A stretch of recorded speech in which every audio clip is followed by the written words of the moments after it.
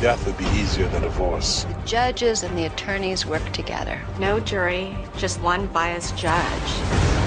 This can't be constitutional. Even if you win, you have to pay. The system is designed to create conflict. Your home, your valuables are all going to be sold to pay the lawyers and people like me. This is a business.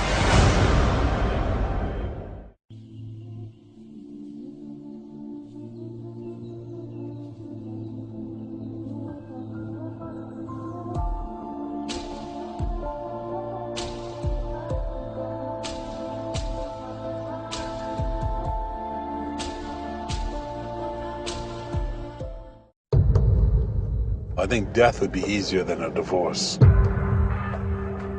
It's very frustrating to have gone for help and then come out with your family destroyed. We have serious problems in our family law court system. Getting divorced is far from easy. Litigation lasted for over a year. I was married only 4 months, and my divorce has lasted over 6.5 years. Close to 8 years. 8 years. Why is divorce so difficult? People can get as much justice as they can afford. Most people cannot afford any justice at all. What's wrong with that? This is a business. The more you charge, the more people are willing to pay. They didn't give me a lawyer. Pay this $11,000 or go to jail. It really got to the end of the line for me. And I said to the litigants, I want you to know, after 2 hours, we will have spent more than most people in this courthouse make in a year. Your home, your valuables are all going to be sold to pay the lawyers and people like me. Even though I was acquitted, he still made a decision to take my son away from me. His birthday was last week, and I didn't get to see him. What you have is a tinderbox, and the lawyers are throwing gasoline on that fire. The system is designed to create conflict. I received a phone call for another $25,000. He'd be able to give us what we wanted. Extortion? Family court results in more violence than any other area of law. Deaths, suicide, murder. No jury, just the one biased judge. The judge says, even if you win, you have to pay. The whole thing is just insane. Follow the money.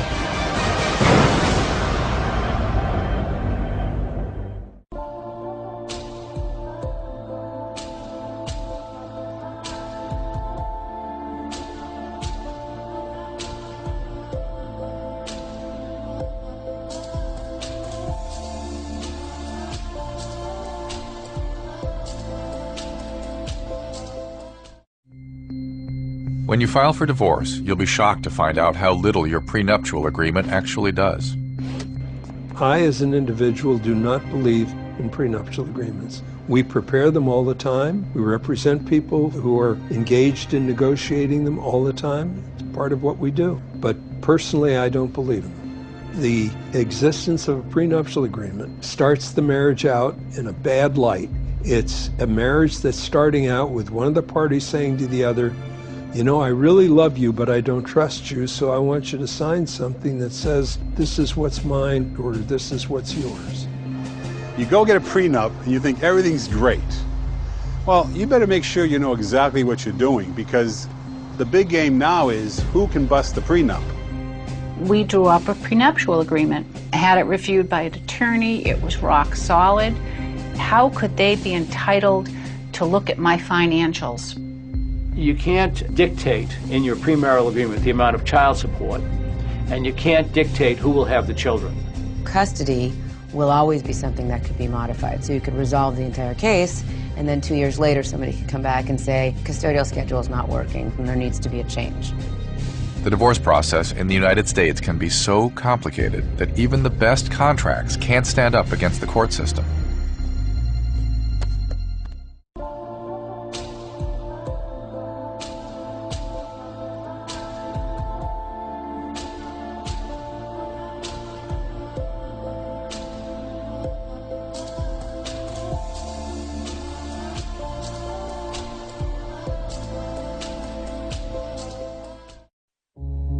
When you go to divorce court, you'll find the judges can do whatever they want. There is no law in family court. There's only what the judge wants to do, period. All kinds of basic mechanisms that exist in the criminal and civil courts in this country don't exist in the family courts. In a family courtroom, the judge dominates the proceeding. In my world, where there's no jury, you are the decision maker. I'm more comfortable with that. How much time do you have to devote, what do you say, to each case? On a typical Monday or Tuesday, I would have a calendar of anywhere from 15 to 40 cases. The average case, in all fairness, is maybe 5 to 10 minutes.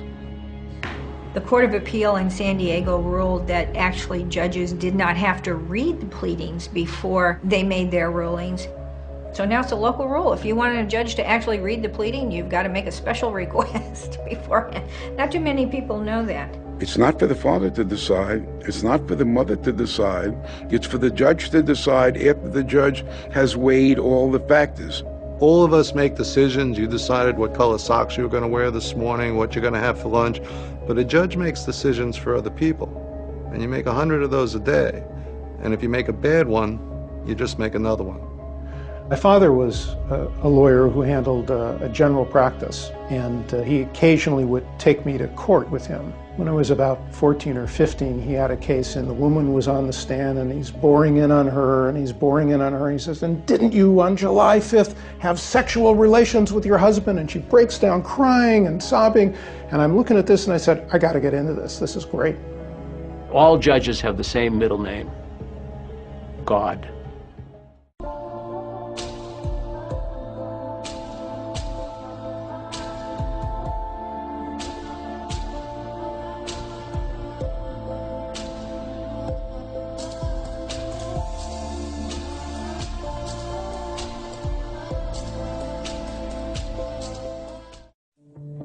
When you get divorced, there are two types of support payments. One of them is called child support.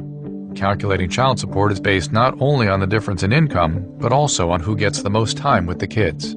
Are you going to have your kid 86% of the time, like in a sole custody situation, or only 50% of the time, as in a shared custody situation? There's a lot of money at stake for both the high earner and the lesser earner.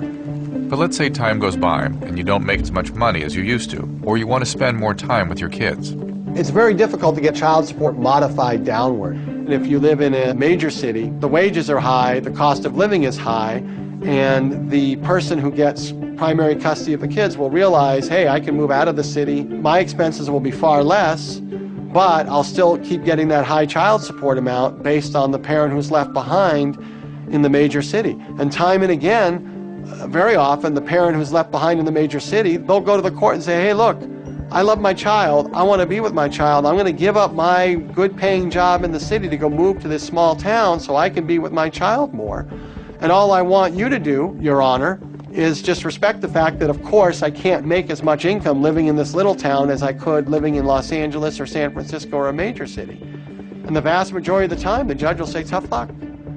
Well, it's difficult to adjust to somebody who wants to, who for years has maintained this level of earning based on the commitment of time, to now say, well, I'm going to diminish my hours so I can spend more time with this child.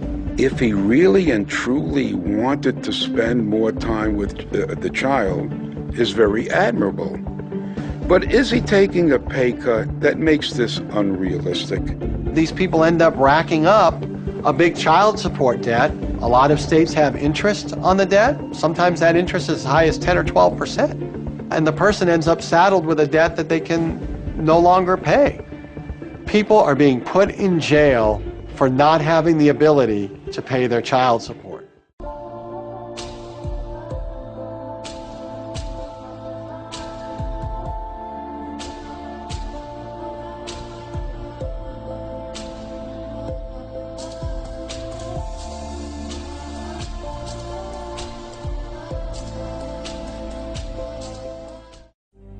When you get divorced, there are two types of support payments. One of them is called alimony. Alimony is supposed to balance the income between spouses after marriage, but many states have laws that make alimony last longer than the marriage, sometimes even for life. Your responsibility based on the law is to maintain your ex-spouse to the lifestyle of the marriage. The alimony law was based on a model of a woman stays home and takes care of the children, and the man is the primary and sole breadwinner. It is going to be less and less relevant as time goes on because women are less and less likely to be solely housewives. We have people who are married for short-term marriages of 4 and 5 years who are paying 25 years worth of alimony. My wife, my present wife of 26 years, sends my ex-wife, who divorced me 30-some years ago, sending her a check every day. The judge told me I have to work 2 jobs in order to keep him out of jail. Would you have married me if you knew this was going to happen? No, I wouldn't have married him. Family courts have become much more fearsome collection agencies. What you find is people living off credit cards. They're taking their food and their rent and their living expenses, and they're using those credit cards to finance those things, racking up big debts in the wake of bankruptcy, trying to maintain this pre-divorce standard of living. No matter how much I tried to prove I couldn't afford $865 a week, it didn't matter. The judge will say, do you have the money? And you say no, and they cuff you and shackle you and take you right up to jail. How do you go through the courts being threatened to be put in jail? You've not committed a crime. You've only had a failed marriage.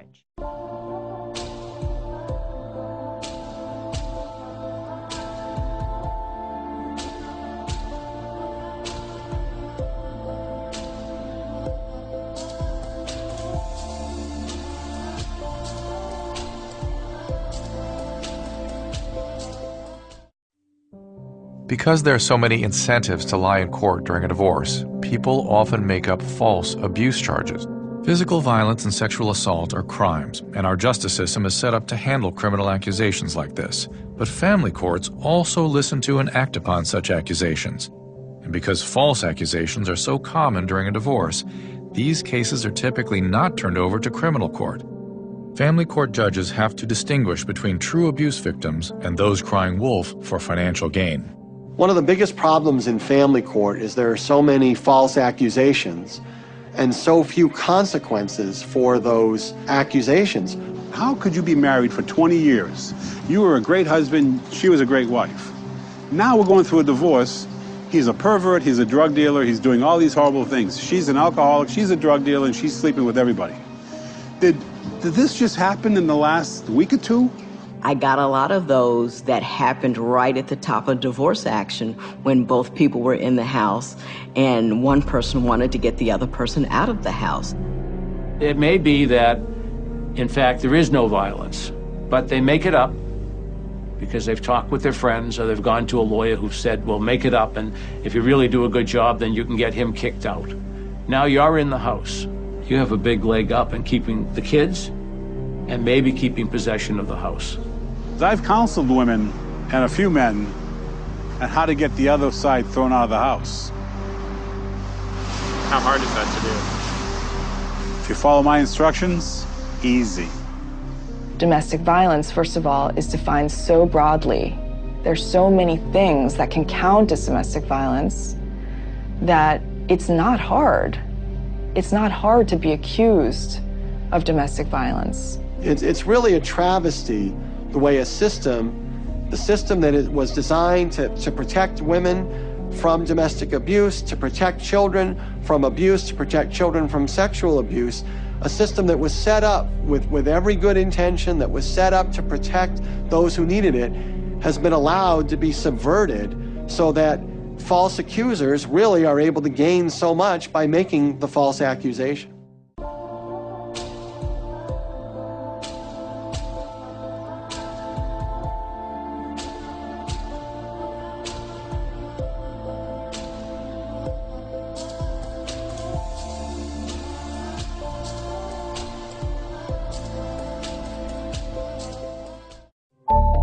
Attorneys get paid by the hour. The more accusations they make towards the other side, the more things they ask you to send them, the more papers they file with the courthouse, the more they earn, and the more it costs you.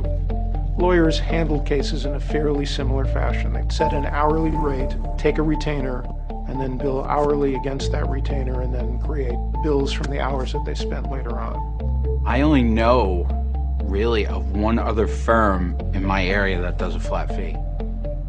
Everybody else is hourly. If a judge is late and you're sitting there for 3 hours, that client's getting billed for those 3 hours. I start to feel bad for them. I have to work 25 hours to pay for 1 hour of an attorney's time. 25 to 1. And there are no limits. When attorneys get started, they have no incentive to stop until you run out of money. If your case is taking years and years, then that means some attorneys just putting in a lot of frivolous motions to delay the case. In the 60s, it'd take a few months, a year. Now cases drag on 5, 6, 7, 8 years. Which is extremely expensive, as you can imagine. You have lawyers who are in it for the money, who are greedy, who will milk a case. The attorneys definitely don't want to settle the cases because once they do, their income stream has been cut off. A lot of people go into debt as a result of their divorces. Some attorneys automatically put a lien on your house just to make sure that eventually they get paid. We took out an equity line of credit at my parents' house, and that's been maxed out now. I think it's $250,000. What they do is bleed you until all the money is gone. Since flat fee divorces can be finished quicker and cheaper, why is it that only a handful of lawyers do them?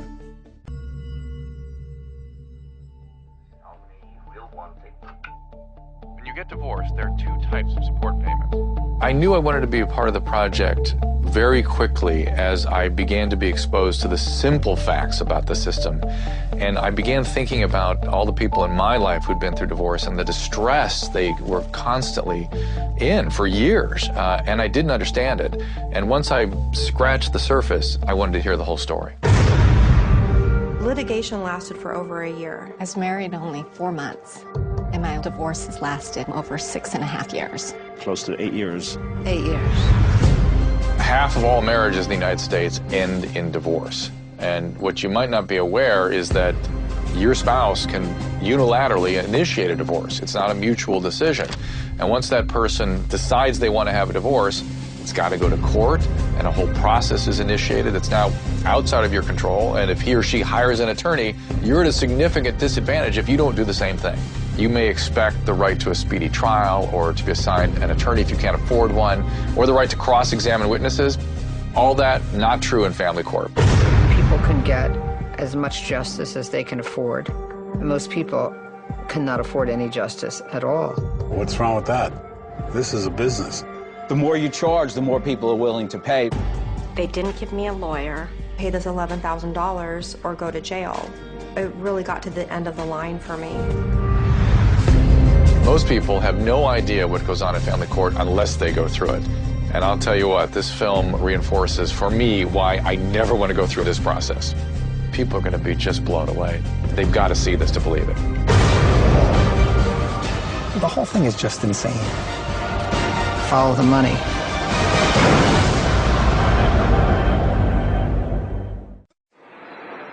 Women are paying support, like men have been doing for ages. The difference is, culturally, it's very difficult for women to sort of accept the notion that they have to pay. I think with all the good things have come these responsibilities, and you can't get rid of them. The issue is their moms never had to pay support, even if there was a divorce, because the moms probably didn't work. Their grandparents, their grandmother never had to pay anything. So culturally, it's been very difficult for women to sort of get into the notion that they're now the same as men and that the laws are gender neutral. I think that we are entering a brand new era, and the name of this generation for professional women around the world should be entitled "Payable to My Ex-Husband," because so many women don't recognize their earnings potential. So I don't think the antenna is as highly raised for women as it should be.